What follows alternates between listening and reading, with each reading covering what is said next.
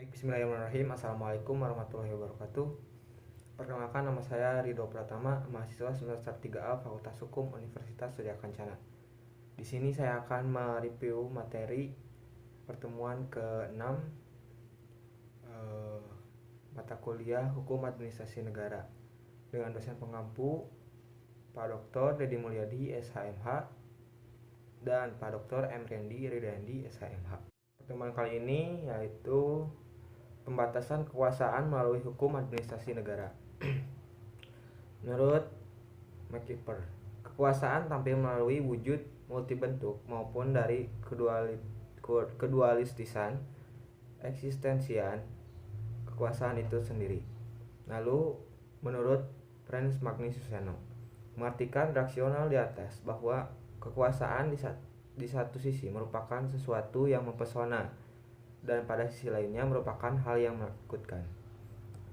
Sebagai suatu yang mempesona karena mengingat multifungsinya, dengan memiliki kekuasaan maka praktis akan dicapai segala yang dikehendaki pemegangnya.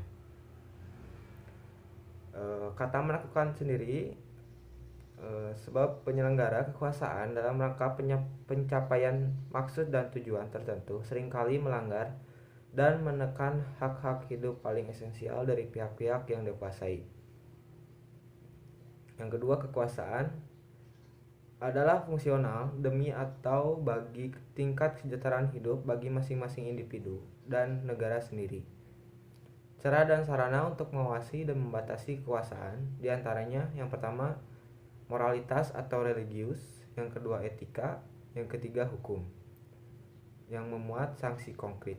Selanjutnya, menurut Miriam Budiarjo, mengartikan negara adalah agensi atau alat dari masyarakat yang mempunyai kekuasaan untuk mengatur hubungan antara manusia di dalam masyarakat. Kekuasaan membutuhkan hukum untuk satu, guna memberikan legitimasi terhadap penyelenggaraan kekuasaan dalam kehidupan masyarakat. Kedua, bahwa hukum dibutuhkan supaya kekuasaan tersebut dapat tumbuh dan berkembang jadi kesewenang-wenangan atau kelaliman. Selanjutnya, menurut Sahran Bahsah, administrasi negara ialah alat pelengkapan negara tingkat pusat, badan, daerah yang menjalankan seluruh kegiatan bernegara dalam penyelenggaraan pemerintahan. Selanjutnya, kekuasaan dan hukum administrasi negara. Pengertian dan sumber kekuasaan negara. Kekuasaan secara etimologi diartikan sebagai kemampuan berbuat atau bertindak. Power is an ability to do or act. Menurut Kamus Hukum, kekuasaan diartikan sebagai suatu kemampuan yang terdapat di dalam hubungan antar manusia.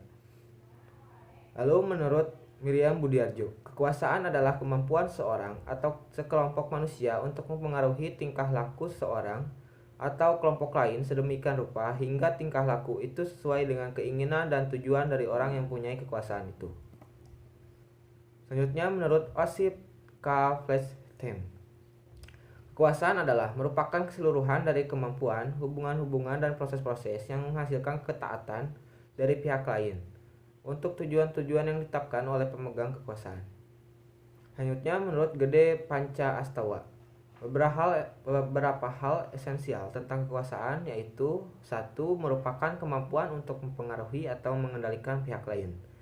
Yang kedua, terdapat di dalam suatu interaksi sosial. Tiga, mencakup seluruh hubungan dan proses yang terdapat pada interaksi sosial. Keempat, mengandung aspek paksaan atau memaksa. Yang kelima, mempunyai maksud dan tujuan penyelenggaraan.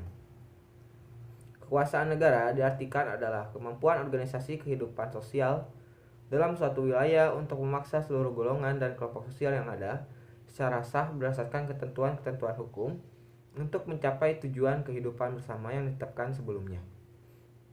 Lalu sumber kekuasaan meliputi kekuasaan kekerasan fisik, lalu kedua, kedudukan atau jabatan, ketiga, kekayaan, yang keempat, kepercayaan atau keyakinan, kelima, keterampilan atau keahlian.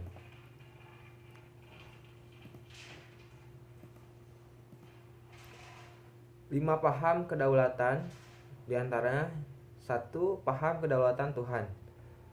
menurut Agustinus yang klasik dan Thomas Aquinas yang modern.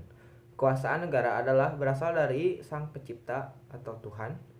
Sebagai konsekuensi logisnya, masyarakat berhak menolak atau tidak menaati berbagai perintah dari penguasa yang melanggar ketentuan atau norma moral dan keadilan yang dikehendaki oleh Tuhan.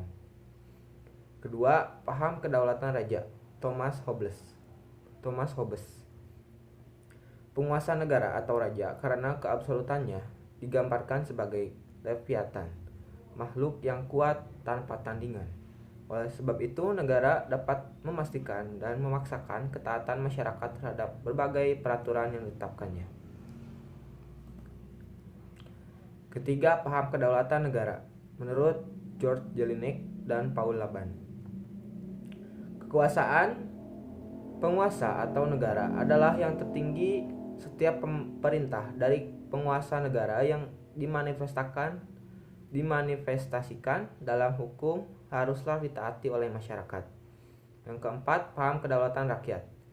Menurut Jean-Jacques Rousseau, John Locke, dan Montesquieu, kekuasaan negara yang diselenggarakan oleh para penguasa adalah berasal dari rakyat. Hal tersebut dimungkinkan karena negara pada hakikatnya adalah produk dari perjanjian di antara masyarakat. Sebagai konsekuensinya, bahwa setiap hukum akan mengikat sepanjang itu disetujui oleh rakyat. Yang kelima, paham kedaulatan hukum. Menurut Immanuel Kant dan Leon Duguid, kekuasaan tertinggi di dalam negara bukan bersumber dari Tuhan, raja, negara, atau rakyat. Segala kekuasaan negara yang diselenggarakan penguasa maupun oleh rakyat pada dasarnya berasal dari hukum. Konsekuensinya bahwa kekuasaan yang diperoleh tidak berdasarkan hukum dipandang tidak sah dan tidak perlu ditaati. Mungkin cukup sekian review materi dari saya. Mohon maaf jika ada kesalahan kata. Wabillahi taufiq wal hidayah. Wassalamualaikum warahmatullahi wabarakatuh.